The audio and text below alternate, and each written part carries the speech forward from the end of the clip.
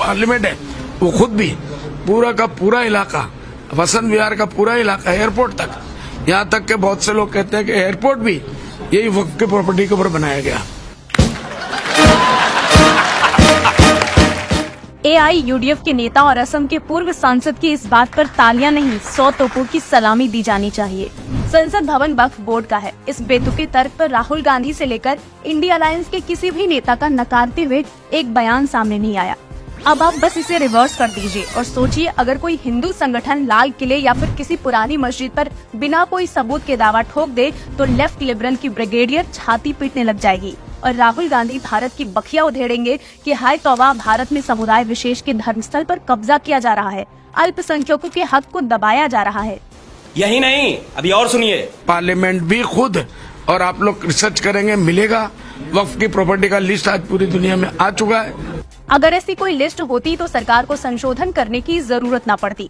यही लिस्ट तो बनाने के लिए सरकार को टैक्स पेयर्स के पैसे से वक्फ की संपत्ति डिजिटलाइज करवाना पड़ रहा है, ताकि वक्फ जो हर राज्य में हिंदू बहुल गांव में 1000 साल पुरानी मंदिर पर दावा ठोकता है, उनके पास उसका सबूत तो हो। इतने सालों में कितनी बड़ी वक्फ की संपत्ति, इसका कोई रिकॉर्ड तो मिले।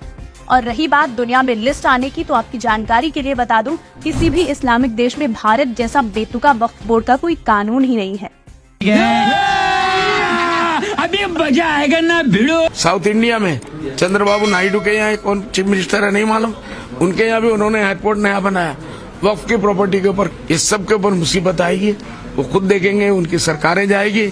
एक और पब्लिक ट्रांसपोर्टेशन पर झूठा दावा, जब इसी तरह 2015 में गुजरात के वक्फ बोर्ड ने सूरत नगर निगम के भवन को वक्फ की संपत्ति करार दिया था।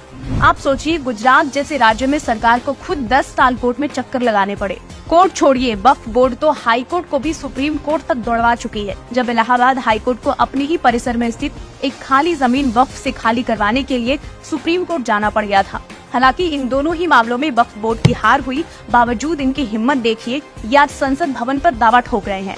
पूर्व सांसद अजमल साहब का तो ये भी मानना है कि बिना कोई कागज पत्र वाले तथाकथित वक्फ की प्रॉपर्टी इस्तेमाल करने से सरकारें गिर जाती है। इससे दो ही चीज समझ में आती है, या तो वक्फ इतनी शक्तिशाली है कि सरकारें गिरवा देती है, या तो साहब भारत को धमकी दे रहे हैं। लेकिन फिर भी भारत में समुदाय विशेष पर बड़ा अत्याचार हो रहा है। आप लोग जाइए, इंटरनेट में तलाश करिए, हमारे पास कल एक साहब ने लिस्ट दिया है, वो जो पूरे इंडिया का वो किया है, उसके अंदर वो रिपोर्ट होगा। झूठ बोल रहा है। झूठ नहीं, ये झूठ के बाप बोल रहे हैं, क्योंकि ऐसा कोई दस्तावेज भारत में तो है ही नहीं। शायद पाकिस्तान में चला गया हो गलती से। अगर इसे गंभीरता से लिया जाए तो ये कितनी भयावह बात है कि पूर्व सांसद अपने ही देश के संसद भवन पर सवाले निशान खड़ा कर रहा है और इंडी की पार्टियां इसकी निंदा करने की बजाय इसके समर्थन में आई हैं। सपा सांसद अबू आजमी ने तो बेशर्मी की सीमा लांघकर ये तक कह दिया कि संसद भवन का इस्तेमाल करने के बदले सरकार को वक्फ बोर्ड को रेंट देना चाहिए, जबकि ये दावे सच्चाई नहीं, सिर्फ हवा हवाई है। तुष्टीकरण की भी हद होती है, लेकिन इन सांसदों ने खास वर्ग विशेष के अपीजमेंट के नाम पर ऐसे ऐसे बेतुके बयान दे रहे हैं। और सबसे बड़ी बात, वक्फ बोर्ड के ये जो मसीहा बनते फिरते हैं, इससे बस उन्हीं कुछ 200 वक्फ से जुड़े रईस जादों का फायदा हो रहा है, लेकिन आम अल्पसंख्यक तो इनके लिए बस लड़ रहे हैं। इन वक्फ ब्रिगेडियर का कहना है कि दिल्ली की 20 से 30% जमीन वक्फ बोर्ड की है और तर्क मुगल काल का देते हैं।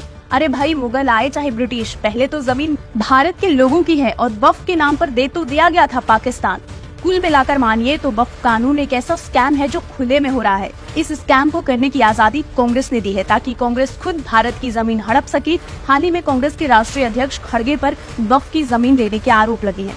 संदेह तो ये भी है कि मैं तेरा तू मेरा, वक्फ और कांग्रेस एक दूसरे के पर्यायवाची हैं, और अगर समय पर इस पर लगाम नहीं कसी गई तो वो दिन दूर नहीं, ये वक्फ आपके घर पर ना दावा ठोक दे और आप मुंह ताकते रह जाए।